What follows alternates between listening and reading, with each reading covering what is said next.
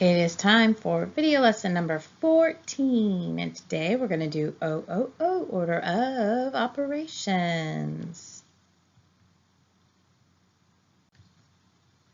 For this lesson, of course, you're going to need TOC number 14, a pencil or pen to take notes. Make sure you have something to write with and not a marker. Highlighter, marker, or colored pencil that you can highlight things. This is going to be really important on this lesson. And this is actually part of the non-calculator section. So your previous lesson, you could use a calculator. For this lesson, you cannot. So put those calculators away. All right, on the very top of your video lesson notes, you have these giant, huge letters. And in the past, you always knew that order of operations was referred to as PEMDAS. We're going to change it up a little bit because now that you're in middle school, instead of just parentheses, you may see other forms that we call grouping symbols. And so we're going to, instead of saying just PEMDAS, because it's not just parentheses, we're going to call it groupings. And those groupings can be different things. They can be parentheses, brackets, and braces. If you've ever had orthodontia, which is braces and retainers and all that stuff, know that they always start with brackets on your teeth before they get the full braces. So that's how I remember those, the order of them. So, and the brackets are the square looking ones that go on your teeth. So just know that grouping symbols, because they can do what's called nesting, where there's inside the parentheses and then they go to the brackets and then they go to the braces. They use those different grouping symbols to show which ones go together. If they were all parentheses, then it would get very confusing as to which ones you solve together. So now that you're in middle school, it's going to be a little bit more complex. The second step, and we always solve these right after your grouping symbols, is exponents, but we're adding something to that this year. Now that you've learned about square roots, exponents also can be square root. So if you see a square root in a problem, you would solve it at the same time as you would exponents. The next step is your multiply or divide, and this is where a lot of students make mistakes. They think because M comes before D that we always multiply before we divide. Stop. It is whatever comes first in the problem. You have to do left to right, like you're reading a book. You're going to read the math problem. That doesn't mean you solve whatever's first on the left. It's between multiply and divide. When you're looking through the problem, whoever comes first between multiplication and division is who you solve first. And then the last one is the same kind of thing, add or subtract, and it's whoever comes first in the problem, moving from left to right. All right, so some caution that we want you to pay attention to. This is very, very, very important with sixth grade because your problems are going to be very complex and very difficult. And we're going to step it up a notch or two to make it even a little bit more challenging. You want to make sure that you're showing all your work and that you're only doing one operation per line or per step. To receive full credit on tests and quizzes, each problem has to be shown this way, and we're going to show you in the notes what we mean. And just a side note that when you're finished solving your problem, your work should be shaped like a slice of pizza. Yum! Love pizza. And at the end, you're going to circle your answer and think of it as a huge slice of pepperoni pizza at the bottom of your problem. So this is what I mean.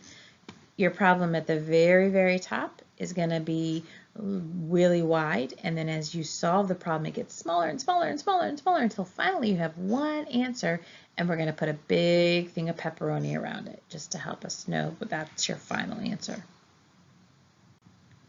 So let's look at some examples on the front page. I'm going to rewrite them just because that way it's easier for me. So I'm, well, retyping them. So I have 3 times 2 squared divided by the quantity, that's how we say that grouping thing, the quantity, 6 minus 3. We're going to solve what's in groupings first. So we're going to do 6 minus 3, which is 3. And I'm going to bring everything down that I haven't used. So 3 times 2 squared divided by, and then my solution for that step was 3. Notice I'm highlighting everything as I go. That's to show you what step I'm solving next, so you can see what we're looking for you to do moving forward. For 3 times 2 squared divided by 3, I'm going to do 2 squared next because it's the exponent. So now I'm going to bring down the 3 times, and then 2 squared is 4, and then keep the divided by 3 because I haven't used those yet, so I need to keep bringing them down until I use them. So now I do 3 times 4, and I do the multiplication first because it comes before the division in the problem, not because I said multiply first when I listed out my steps. 3 times 4 is 12, and I bring down the divided by 3 because I haven't used it yet. And then my last step is 12 divided by 3, which is 4. And that's my final answer. Now, if you notice, look at the shape of my problem. I've got the crust here at the very top, and as I go along, it's like taking bites out of your pizza until finally you got one big, huge piece of pepperoni left, and that's your final answer. Looking at your second example, this one looks a little bit different. You may not have seen this before. We have 3, and then this is right next to parentheses, and you'd say, well, what do I do there? That means multiply. Even though there's nothing written between the 3 and the parentheses, you're going to understand now that you're in middle school that that means multiply. So it means 3 times the quantity, 4 minus 1, squared, which means to the second power, plus 22. I'm going to do 4 minus 1 first, bring everything down around it. I've already highlighted my next step, which is the exponent. 3 squared is 3 times 3, which is 9. And then now I have 3 times 9 plus 22. 3 times 9 is 27. Add 22. My final answer is, ding, ding, ding, 49. And my problem looks like a pizza with a big pepperoni piece. I'm good to go. Flip your page over, and I'm going to show you some different types of problems that you're going to see on your test. These are a little bit easier because all we're asking you to do is show us what would we do first. What's the first step in the problem? So each one is going to be a little bit different. Some are going to have parentheses and grouping symbols. Some are not. So we're going to show you what we mean. So number 1, we have 3 times 4 minus 7 plus the quantity 15 minus 5.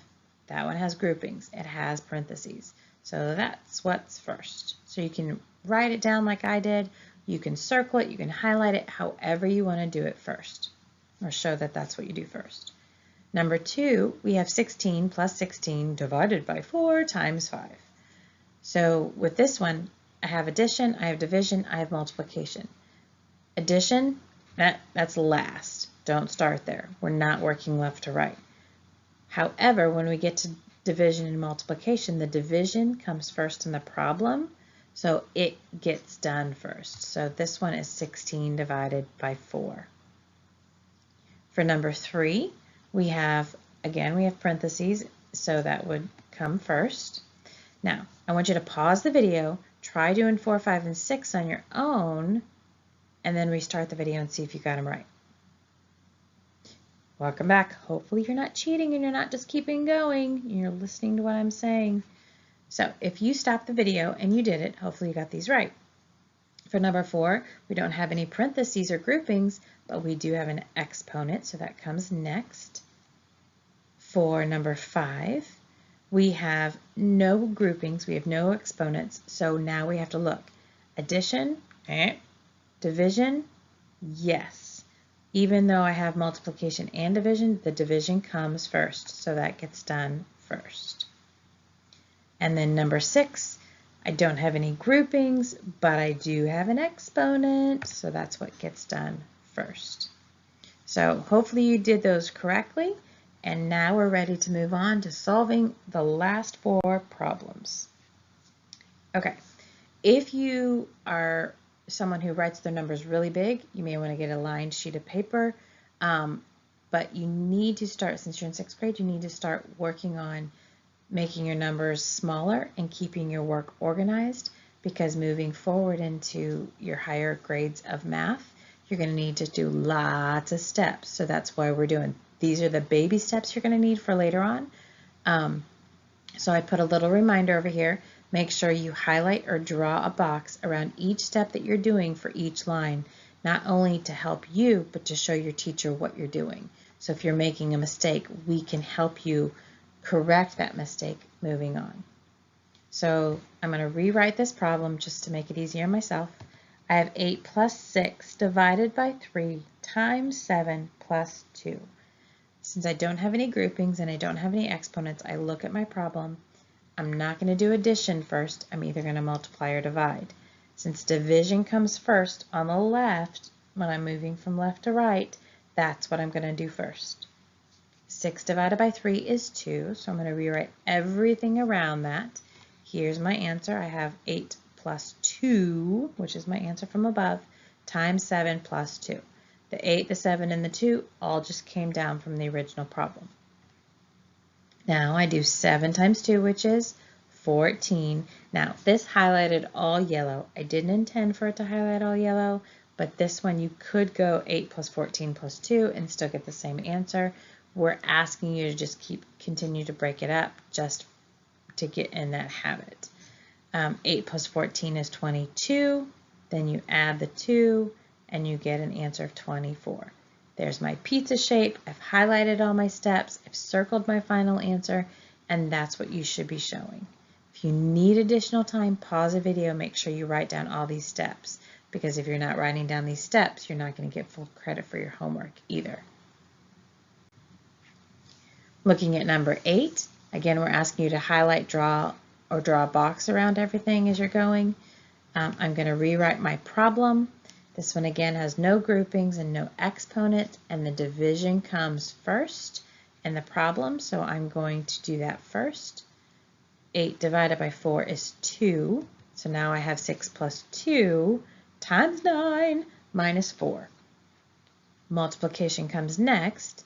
2 times 9 is 18, and again this highlighted the whole thing. I tried to undo it, it wouldn't work, so just know that we're going to look at the first part of the problem, moving from left to right, because now we have addition and subtraction, so I can just go left to right.